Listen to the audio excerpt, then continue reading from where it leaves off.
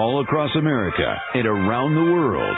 This is Veterans Radio. This is Veterans Radio.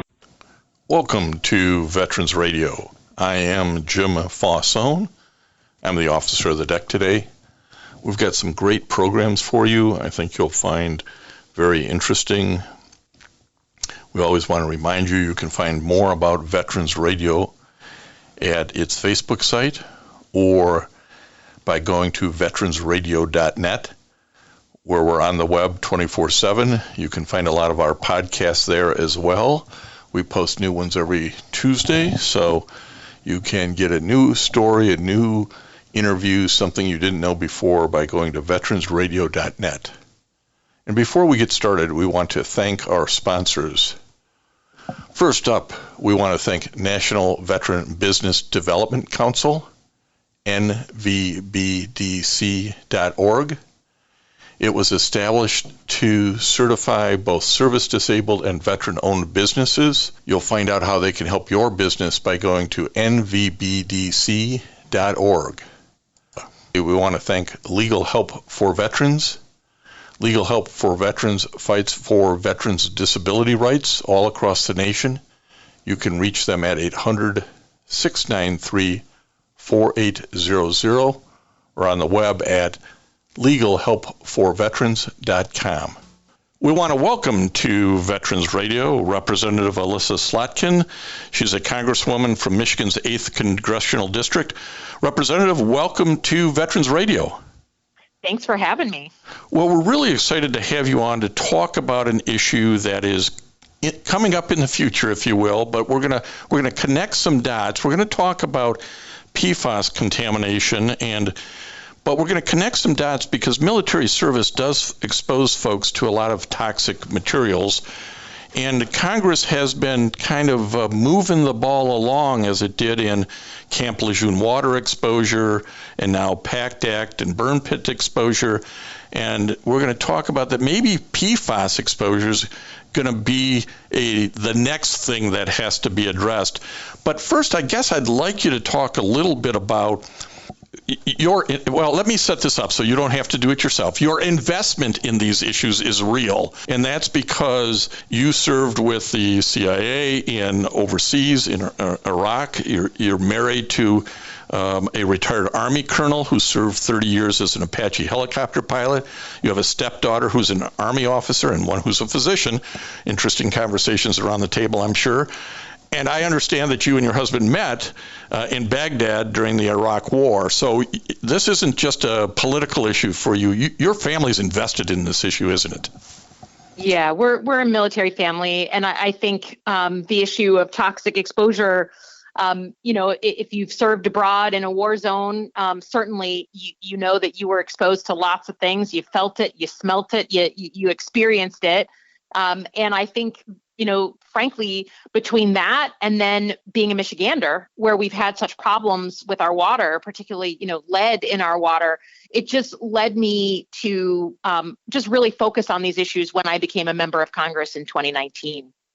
And you represent an 8th Congressional District, which is Ingham County, Livingston County, and northern portion of Oakland County. None of those locations really have military bases, but this is a bigger issue, isn't it? Yeah, I mean, they don't have military bases, but we have, first of all, a ton of veterans who live in our community and who were exposed to various things in various portions of their career. We also have commercial PFAS problems. We have contaminated water, contaminated soil in a number of sites throughout the district. And, the one thing about Michigan is water is part of our identity, right? And I think we are looking harder than most states for those chemicals in our water, in our ground soil, and we're finding them. And so it's just an issue that is kind of never far from the front page in our office because whether it's commercial or military, it's just real here. Yeah, and for those who are thinking, well, I skipped chemistry class in high school. What the heck is PFAS? This is not a chemistry test. We're not trying to train anybody up here on all the different types of PFAS or PFOA compounds that exist, but they're man-made chemicals that had a particular use for a number of applications that at the time everybody thought was wonderful, such as firefighting foam, and many of us in the military either trained or used firefighting foam to extinguish petroleum-based fires, whether they be on the flight line or on ships. But we also, this PFAS, PFOA compounds are the water repellent compounds that were put into fabrics and all kinds of different things. So there was a point, I think the DoD began using this firefighting foam in the 1970s. So this is a 30, 50-year-old problem that we're now beginning to focus on. So no more chemistry on PFAS and PFOA. But Representative, you were in support of the bills dealing with Camp Lejeune water, with the PACT Act. And those bills kind of nudge or authorize the VA to deal with certain healthcare issues and compensation issues. Talk to us about Congress's role here in trying to make sure that veterans who got exposed to things are taken care of. Yeah, well, my closest involvement was on the PACT Act, where myself and Representative Peter Meyer from the Grand Rapids area co-sponsored the bipartisan burn pit legislation, right? These burn pits that every veteran who served in a war zone, certainly from the Persian Gulf War on, were exposed to. We burn all of our trash, as everyone knows. We burn everything, plastic. We often use jet fuel to start the burn pit. I mean, just a lot of bad stuff in the air. We co-sponsored that legislation, which eventually was taken up by the PACT Act and passed. And I think the thing that we all had in mind as we were putting forward this legislation is what the Vietnam generation went through, the Agent Orange generation, right? The veterans of Vietnam who got exposed to Agent Orange and who for the better part of 30 years had to fight for recognition from the VA that Agent Orange exposure led to the health problems they were struggling with. And we made a concerted effort to say we're not going to let the Persian Gulf era and the 9/11 era veterans go through that same, laborious process. So we put together our legislation. I'm on the Veterans Affairs Committee along with the Armed Services Committee. So being on the VA committee, you get to push your agenda pretty hard, which we did. And I think the key thing that people need to understand as we then go on to talk about PFAS is you have to have scientific studies that can connect the exposure, let's say to burn pits or Agent Orange, or now maybe to PFAS, to specific health problems that veterans are experiencing. With burn pits, certainly with Agent Orange, you could easily do that. It took too long to get those studies done, but the VA wouldn't move and Congress wouldn't move without those studies. With burn pit legislation, I think people had gotten hip to this process, and there had been scientific studies that could credibly and reliably link 23 different conditions to burn pit exposure. Everything from late adult onset asthma to sinusitis to kidney problems. And you'll see in our legislation that those 23 conditions are the ones that the VA now has to train for, and it now has to say, look, if you've got one of those conditions, the presumption is if you served in a combat zone that you got it from burn pit exposure. So the lesson there for me was you need scientific studies, preferably funded by the federal government to move it along.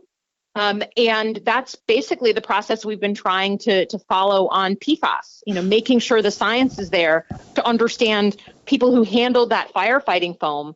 What did that exposure end up resulting in a scientific, provable way? And I think that's what gets lost maybe in the general public is all that extra work on the research and medical side before Congress can authorize VA to move in a certain direction. It takes time and scientific study, and there's a lot of frustration, but you're right. you learn the lessons from Agent Orange and say, okay, well, we've got to prompt this along a little bit, and you helped prompt this along by getting some funding in the National Defense Authorization Act a couple of years ago. Tell us how that, again, kind of advances the ball. Yeah, so, folks may not know that the way that the U.S. military is funded is through the National Defense Authorization Act. It's a big bill, that passes every year because it has things like military salaries in it and funding for our weapon systems, our bases, housing, et cetera, et cetera. It's, even in a fractious time in Washington, that NDAA passes every year. So it is it's become a very important vehicle to legislate. And starting, from 2019, when I first got on the committee, I started pushing this issue of PFAS and making sure that there's more accountability, particularly around our military bases. A lot of our military bases, not only do they expose veterans, by the way, but the communities that live around the bases also have very high levels of PFAS oftentimes. And we see that in Michigan in places like Oscoda. So we've passed a bunch of amendments, everything from making sure we're doing PFAS testing at National Guard installations, placing moratoriums on incinerating that firefighting foam, right? Like let's not make things worse, but then also requiring, first of all, the Pentagon to notify Congress of all releases of PFAS foam, and then doing things to incentivize, as you say, the research. So the idea we had was creating a prize program to incentivize development of non-PFAS firefighting foams. How do we wean ourselves off of these materials? And then putting money into the NDAA to research not only just alternatives, but just the science of the illnesses that our veterans were getting from PFAS. So we put all of that in over multiple years. Did a bunch of other things related to PFAS, and we're helping to establish that record of science and then in the meantime, figuring out a way to wean ourselves off. I mean, there are research institutions that are studying, alternatives to PFAS foam in the form of shaving cream. I mean, what other things can we do? I'm not saying that's going to be the answer. I just think it's hard to go to the military, same thing with our firefighters, right? And say, you need to wean yourself off this toxic stuff. But by the way, now we don't have an alternative for you. Yeah, and so I think that do all of that. I think I've read that the Navy is still using and is allowed to use for a few more years. Ships. PFAS in ships, the firefighting foams, because they say it's the best thing. And if anybody who's been on ship, as I have, your biggest fear is a fire on the ship because there's no place to go. And exactly. And so the Navy's concerned about that. So there's got to be research to say, well, what's going to replace it? Exactly. And we wrote that legislation that gave the Navy special dispensation because of those, the exact circumstance you're talking about. You have to live in the world of reality when you're doing this, right? You can't just say, I'm in Washington and we need to cut up all foam without it, surviving the actual use that you need it for. I'm trying to manage both sort of understanding very well from being at the Pentagon, being an Assistant Secretary of Defense, knowing the needs of the military, with also now being a representative that represents a lot of people, a lot of veterans who are complaining about health risks due to PFAS exposure.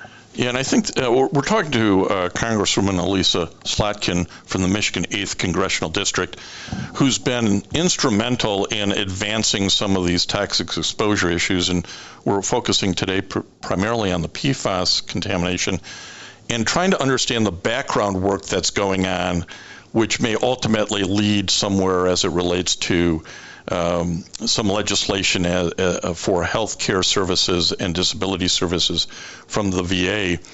But this is not a particularly, allow me to use the word, sexy issue.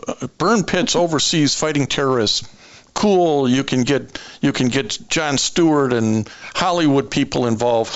But PFAS is really an exposure here at military bases in the United States during normal operations. Yeah, Do you feel that it just may not ever get the momentum because it doesn't have that kind of appeal? I don't feel that way. And I guess part of it is because we're about to have a bit of an earthquake on the issue of PFAS coming to us certainly in the next year. And that's because the EPA is right now, as we speak, reviewing their own scientific standards for what's safe in, what PFAS levels are safe and not safe for people in drinking water and in soil. And I think for those of us who've been focused on this issue, we have been arguing for a long time through multiple administrations that the standard the EPA was using, 70 parts per billion, was just not really based on science. That actually that's too much exposure, that will make you sick, and you need a lower number to be safe. Michigan went ahead because, as I said, we're real leaders on this issue because of our drinking water concerns.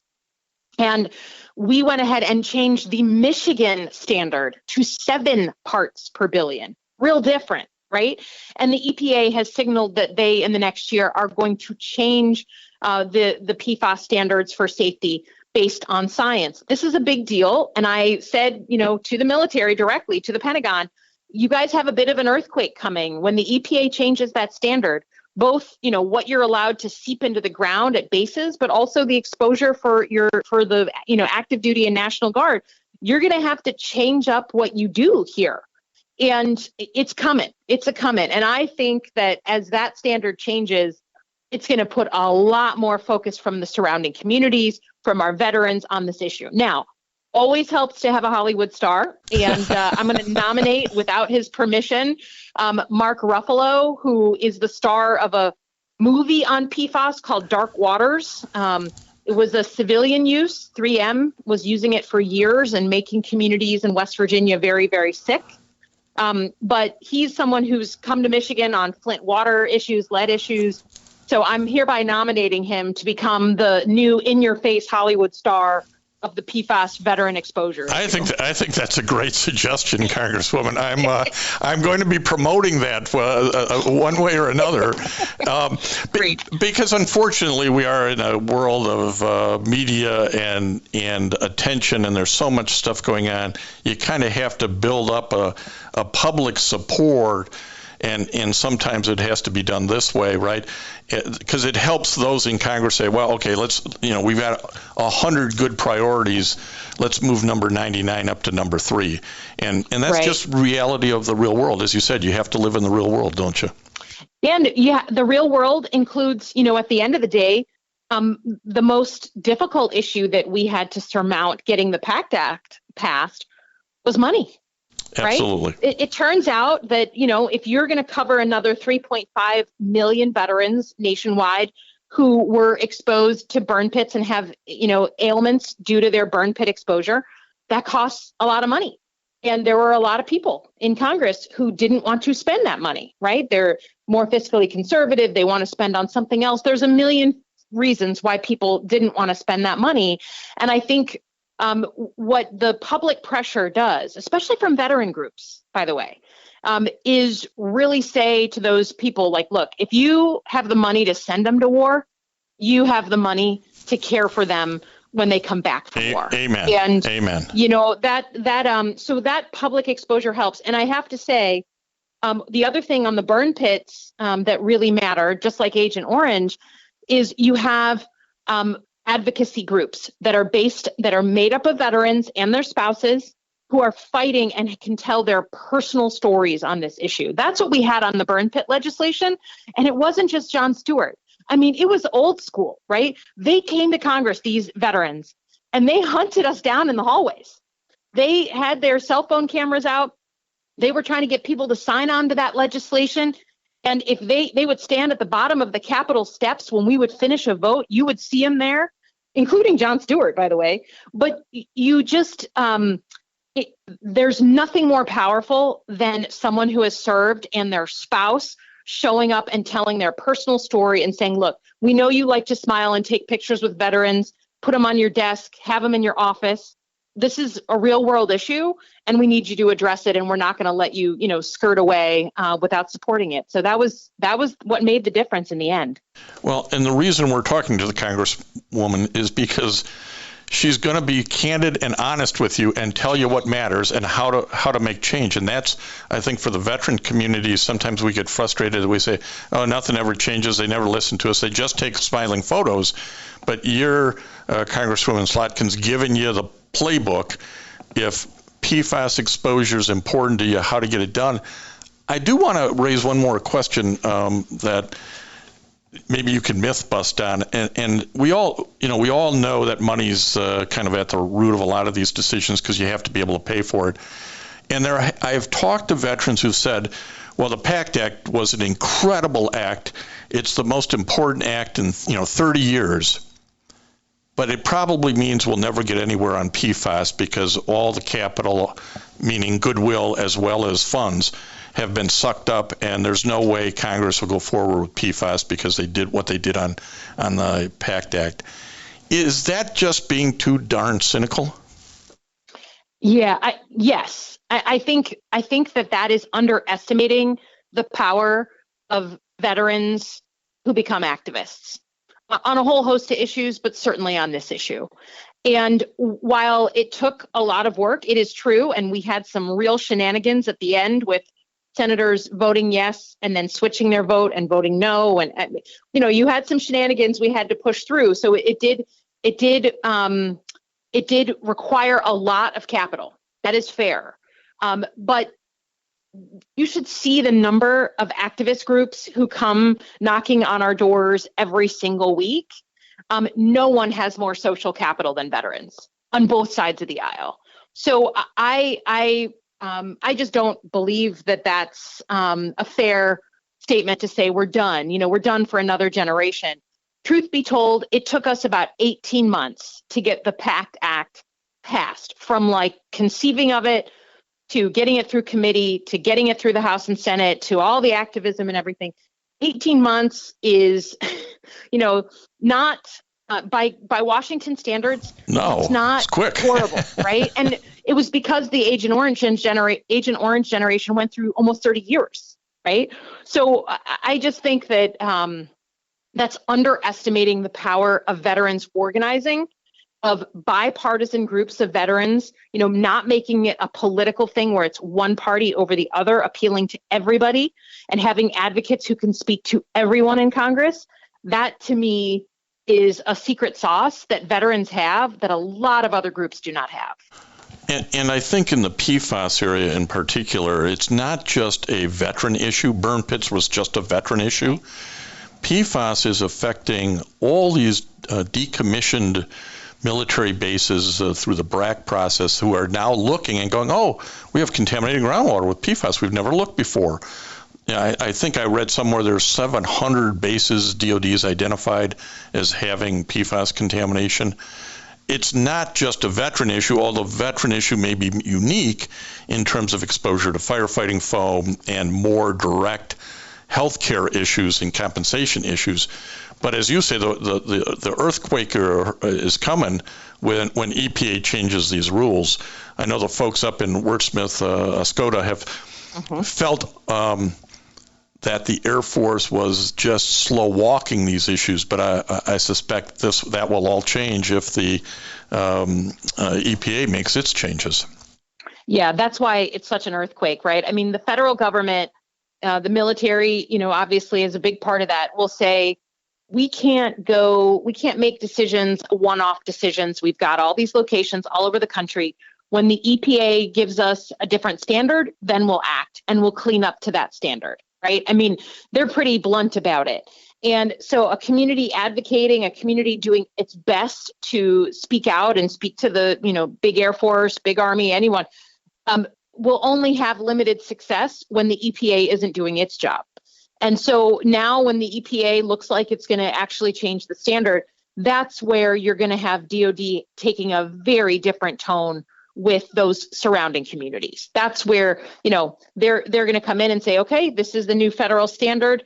President, Commander in Chief has signed it into law. Now we need to clean up to that level. And I think it's really going to change. And I I do think that veterans plus, surrounding communities are really going to have, can be allies in this, as you say, and take that fight to Congress in a comprehensive way. It just takes organization.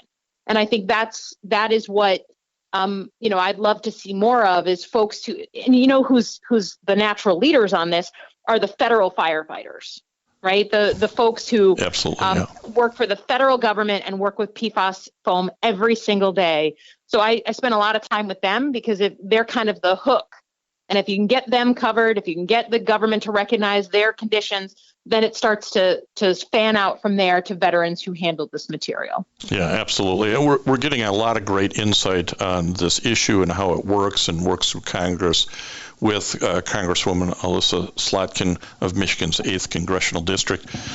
You've been extremely candid, and that's why we are so glad that you'd spend a little time with Veterans Radio today talking about not only the PACT Act, which is now a success, but the future, which might be PFAS, and you've given us some hope. I think there were a lot of folks who said this will never happen, but I think you've given us a lot of hope, and it's really important work that you're doing in Congress on this issue.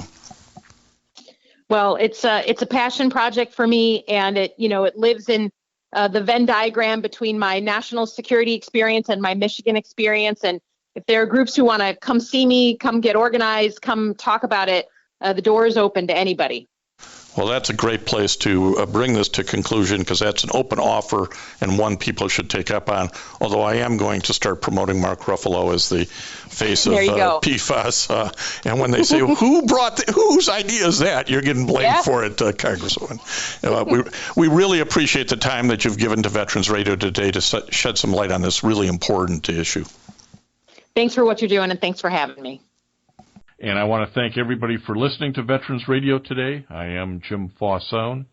It's been a pleasure to be your host. I'm a veterans disability lawyer at Legal Help for Veterans, and you can reach us at 800-693-4800 or legalhelpforveterans.com on the web. You can follow Veterans Radio on Facebook and listen to its podcasts and internet radio shows by going to veteransradio.net. And until next time, you are dismissed. If you have a VA claim denied by the Board of Veterans' Appeals, contact Legal Help for Veterans at 1-800-693-4800. They're experts in handling cases before the U.S. Court of Appeals for Veterans Claims. Their number again, 1-800-693-4800.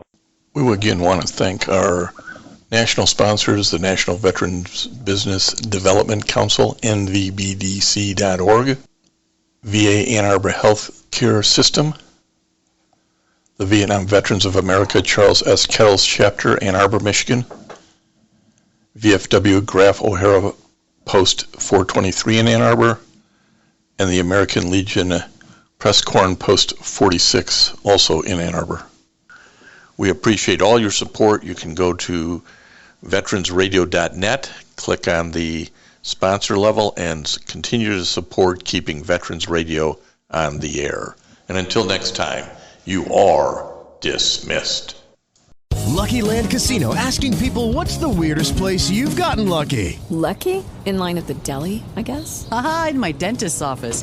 More than once, actually. Do I have to say? Yes, you do. In the car before my kids' PTA meeting. Really? Yes. Excuse me, what's the weirdest place you've gotten lucky? I never win and tell. Well, there you have it. You can get lucky anywhere, playing at LuckyLandSlots.com. Play for free right now. Are you feeling lucky? No purchase necessary. Void where prohibited by law. 18+. Terms and conditions apply. See website for details.